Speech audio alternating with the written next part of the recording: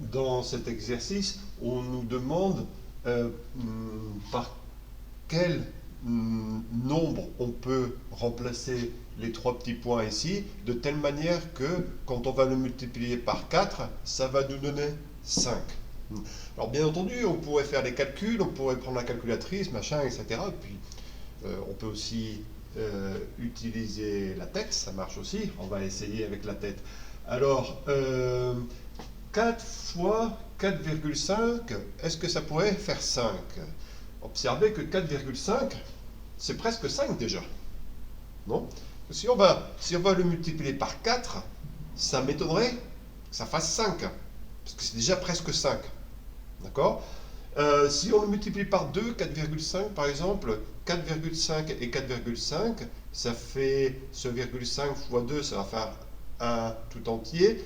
4 fois 2, ça va faire 8, plus le 1 que j'avais, ça va faire 9. Ok, 4,5 fois 2, ça fait déjà 9. Ça va certainement pas faire 5 quand je multiplie par 4 à la place de 2. Ok, en réalité, si je multiplie par 4, ça va faire 2 fois 2 fois 4,5. 2 fois 2 fois 4,5, c'est bien la même chose que 4 fois 4,5, ok?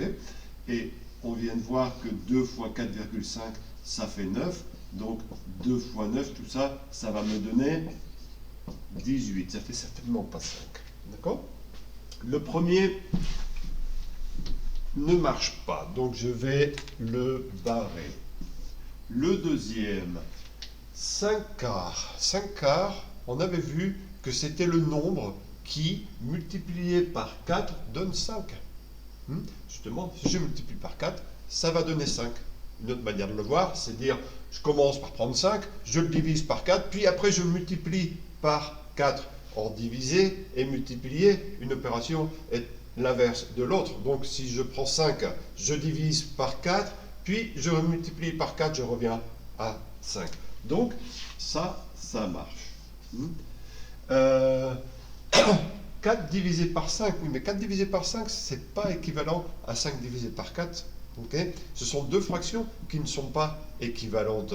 Donc si ça marche, ça veut dire que ça ne marche pas. Une autre manière de le voir, on peut vérifier que ces fractions ne sont pas équivalentes. Par exemple, si je fais 5 fois 5, ça fait 25, alors que 4 fois 4, ça fait 16. Elles ne sont pas équivalentes. Si je multiplie... une autre manière de le voir, tiens,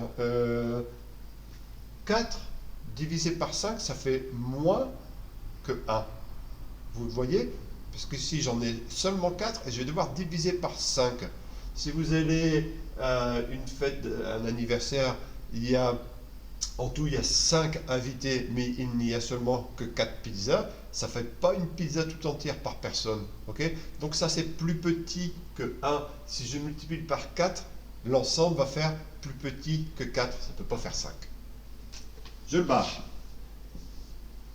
Ici, 1,25, bon, déjà, c'est plus grand que 1. Donc, on peut se dire, tiens, ça va peut-être marcher. Mais il se trouve que ça marche d'ailleurs. Alors, comment le voir? Par exemple, 0,25. Je prends seulement ce qu'il y a après la virgule. Si je multiplie par 4, ça va faire 1. 0,25, c'est un quart. Je multiplie par 4, ça va faire 1. Et 4 fois 1, ça fait 4. Plus le 1 que j'avais, ça va faire 5. Bref, je vais faire 1,25. 1,25. On peut, si je multiplie par 2 par exemple, donc je fais 1,25 plus 1,25, ça fait 25 et 25, ça fait 50 tout ça. Donc ça fait 2,5. Puis je multiplie à nouveau par 2, je multiplie par 2, et je multiplie à nouveau par 2, parce qu'en tout je multiplie par 4. Ok, et tout ça, 2,5 plus 2,5, ça va nous faire 50 et 50, ça fait 100. 5 et 5, ça fait 10 ici, je retiens 1. 1, 2, 4 et un 5. Donc tout ça, ça fait bien 5.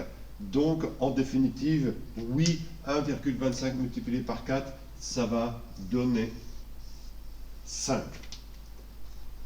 Et 0,8, eh bien souvenez-vous, j'avais dit que si c'est inférieur à 1, ça a peu de chance de marcher. Aucune chance de marcher d'ailleurs, je corrige, ok. 4, qui est déjà inférieur à 5, si on veut multiplier par quelque chose pour que ça fasse 5, il va falloir le multiplier par quelque chose qui soit plus grand que 1. Or, ici, c'est plus petit que 1, ça ne marche pas non plus. Et le dernier, on tient fait bien le dernier, c'est 125 divisé par 100. Quand on divise par 100, on déplace la virgule de 2 rangs vers la gauche. Oui, 125, il n'y a pas de virgule. Bon, allez, on va se l'inventer comme ça. Là, on l'a maintenant. Et je déplace la virgule 2 rangs vers la gauche. 1, 2. Voilà, je l'ai déplacé 2 rangs vers la gauche. Ce 0 ici ne sert à rien, on peut l'effacer, on est à gauche de la virgule. Et je retrouve 1,25. 1,25, j'ai déjà vu que ça marche. D'accord? Donc, oui,